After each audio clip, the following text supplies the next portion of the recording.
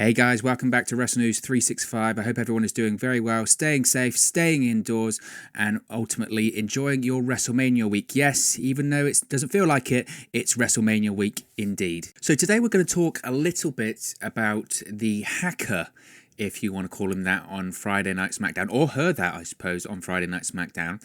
So to give a bit of background about this whole hacking, glitch, storyline, whatever you want to call it, for a while now, we've been seeing these, I don't even know if you'd call them vignettes, because they haven't necessarily been vignettes, on SmackDown, whereby there might be a match, there might be a promo, there might be a screen or a monitor or something like that in shot, and then suddenly you see this glitch appear on the screen. Now, the first time it happened, social media was buzzing, and to be honest, they've been buzzing every time we've seen this glitch appear on the screen. I know I have, because I love this sort of mystery, whodunit, reveal sort of thing. I love this sort of stuff. Chris Jericho was the absolute best for these sort of vignettes or stories.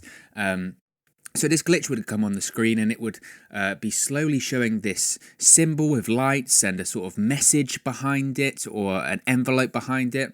And we've seen this for several weeks, and a lot of people started to notice that these glitches were appearing on the screen during the time in which Dolph Ziggler or Tucker or Mandy Rose, Sonya Deville, Otis, whoever was on the screen. That was, people were starting to put two and two together, in that the glitch must have something to do with the Otis, Mandy Rose, Dolph Ziggler, Sonya Deville storyline. That's what a lot of people started to put together.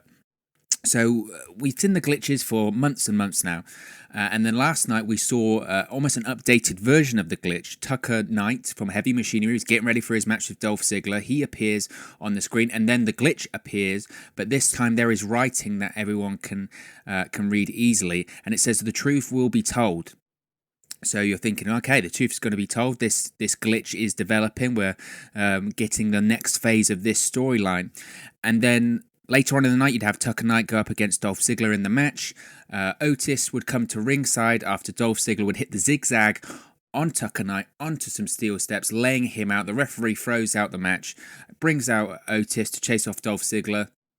Mandy Rose comes out with Sonya Deville to tell Dolph Ziggler to stop. There's chaos around ringside. And then we see the glitch once again, but this time we see the hacker for the first time. We see the hacker in his little room, from which he's obviously sending these glitches across WWE television, hacking the monitors, hacking the television feed, whatever. And we see the hacker. We don't see his face, though, or her face. We don't see their face. Because they're wearing a hoodie. The hoodie is disguising their face. It's blacked out over their face, and their voice is being distorted through a voice modulator or a voice distorter, whatever you want to call it. So we don't know who the hacker is as of yet. The hacker would then go on to reveal that it was indeed Sonya Deville who sent the text to Otis on Valentine's Day, telling him that Mandy Rose was running late for their date, and she in fact conspired with Dolph Ziggler to send these texts, allowing Dolph Ziggler to slide in where Otis had missed his opportunity to go on a date with Mandy Rose and then link up to become a couple. So it was a plan by Sonya Deville that was also involving Dolph Ziggler. The hacker had revealed everything, and the truth was indeed told. But there is one element of the truth that we still don't know, and that is the identity of the hacker himself. So who is the hacker? Now, I know a lot of people have been online sleuthing this one and trying to figure out who it is. Now, for quite a while, and this was my opinion as well, I was under the assumption that the hacker would be Mustafa Ali. And the reason why that I thought it was Ali, and I think a lot of people thought it was Ali, is the signal or the hand signal of the hacker, and you'll be able to see this on the screen. It's a series of lights in a circle, LED lights, that looks suspiciously similar, well, not suspiciously similar, exactly the same as the lights that Ali uses on his hand, his LED lights on his hand during his entrance. I believe there is even the exact same amount of lights on there as well. So a lot of people putting two and two together. We haven't seen Mustafa Ali in the longest time on WWE television as well. So when you start putting those things together, it seemed more and more likely that this was a way of repackaging, a build up, some vignettes to build up the return of Mustafa Ali. Now that's what a lot of people were thinking, and that's what I was thinking, quite frankly. But last night on SmackDown did change a few things for me. The reason why I'm not as certain that it's Mustafa Ali anymore is, where does he fit into this storyline? There is no real logical reason in which Mustafa Ali should fit into that storyline. The only way I can see around that, and it's still being Mustafa Ali, is that he's not necessarily completely associated to that storyline, but he's more now playing a bit of a vigilante type character hacker, in that he, like he said in the vignette, he's trying to ensure that the truth is told. He doesn't want to have any injustices in the WWE universe. Of course, Mustafa Ali is well known to previously have been, before becoming a wrestler, a Chicago PD police officer. So perhaps that could fit in as well. This former police officer, this former Chicago police officer, once he's become a wrestler, is now taking some of those attributes, those detective, those mystery elements from his previous career in being a police officer, and is now bringing them into professional wrestling, bringing them into his character. He decided to take it upon himself to solve the riddle, solve the problem that was who was the person that sent the text to Otis on Valentine's night for his date with Mandy Rose. Now, that to me would make logical sense. Of course, this is WWE. Logic does not exist, but I would say that I'm still going to go with that the hacker is indeed Ali, purely because it makes the most sense. He's been off TV for a while. The LED lights on his hand look similar to the hacker logo, and like I said, they could certainly tie it in with Ali becoming a more vigilante style character, incorporating his previous history as a police officer and using those detective skills. But some people have also said that when the hacker went to turn on the tape to show that it was indeed Sonya Deville that sent the text to Otis, the skin tone wasn't exactly matching with Ali. So some people are speculating that it's not Ali, the hacker is someone else. So it makes you think, who else could the hacker be? Now, I've had a bit of a think here, and to be honest, there's not a lot of options about who the hacker could be. I've come up with a few ideas. One person, some people have speculated that it could be Robert Roode. The reason as to why is we haven't seen much of him recently. Ever since this whole Mandy Rose and Dolph Ziggler and Otis storyline really started to ramp up, and Dolph Ziggler and Mandy Rose became a couple. I mean, we saw Dolph Ziggler team with Robert Roode a couple of times, but then we haven't really seen him recently. Now, some people are saying that this could be an attempt at Robert Roode turning babyface, going rogue. He would, of course, know that that Dolph Ziggler was in on it with Sonya Deville, being that he's probably the closest person to Dolph Ziggler in the WWE right now, him being his tag team partner. So that would make sense there, I suppose. But I think the more simple reason as to why we haven't seen Robert Roode recently is just because of these empty arena shows we've seen from the Performance Center. You know, I don't think he was just being used. I think it's simple as that. They only had essential personnel there at the events. They only were using the talent which were booked for WrestleMania or had a story going into WrestleMania. It was rumoured that at one point, before all of this craziness happened in the world, that we would have actually had a Dolph Ziggler, Robert Roode, and Sonya Deville teaming up to face Heavy Machinery and Mandy Rose at WrestleMania in a sort of mixed tag team match. But of course, those plans have since changed, probably due to the ongoing craziness we have in the world at the moment and these empty arena shows. So I think that's the main reason we haven't seen Robert Roode recently. I don't think it's anything to do with a change in the storyline of him becoming the hacker. But who knows? It's definitely an option for WWE to use if they wanted to change course. I'm still thinking it's Ali, though. Now, a couple more outside the box guesses when it comes to this hacker. I don't put much stock in these, but we'll go through them anyway. Tino Sabbatelli. Now, I speculated that he could have been the one behind the messages on my Sports Keeda article. If you haven't read it, go and read it. I'd really appreciate that.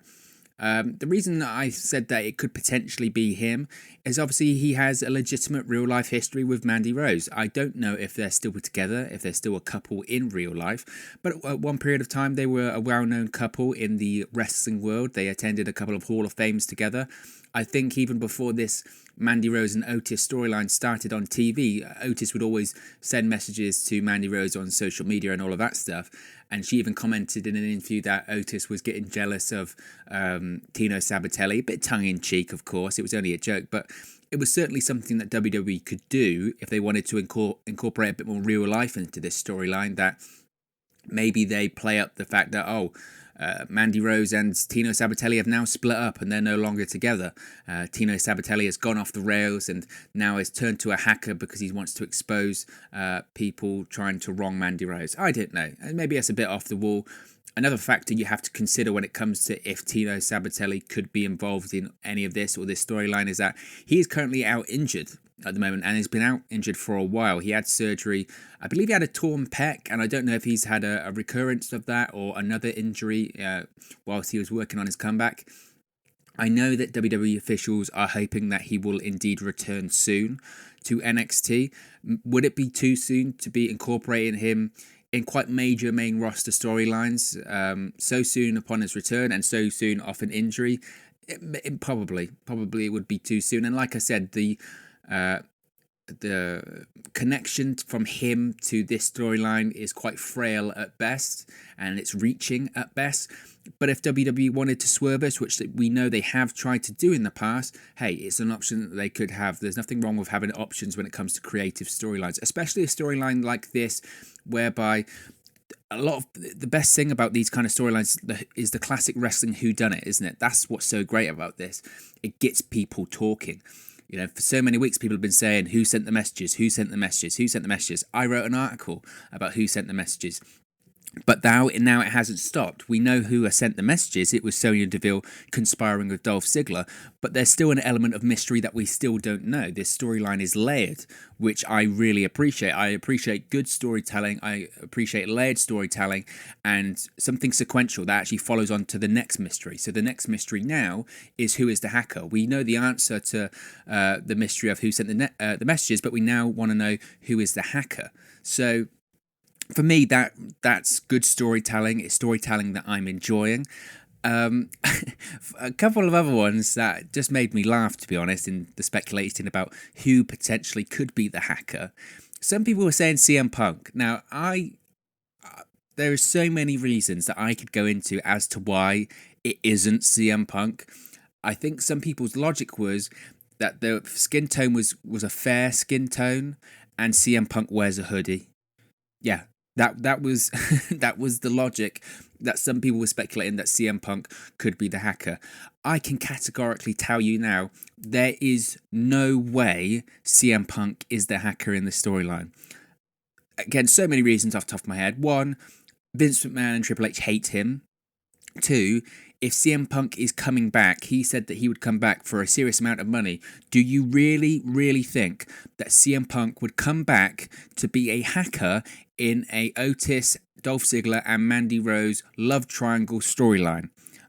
The guy left WWE because he was unhappy with creative elements of him not being in the WrestleMania main event.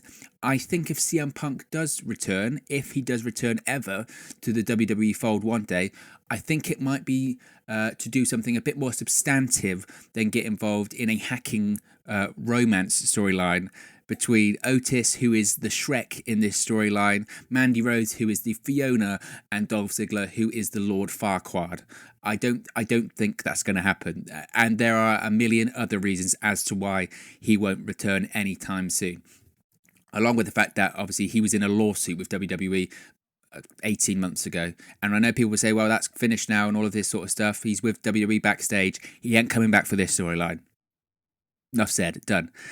Finally, the last sort of theory that I saw, which I did like, it won't happen, but I did like this one, was that people were speculating that this was similar to the GTV storyline that we saw in the Attitude Era on Monday Night Raw. If you're not familiar with it, GTV was almost similar to this in that it was like a hidden camera element to WWE.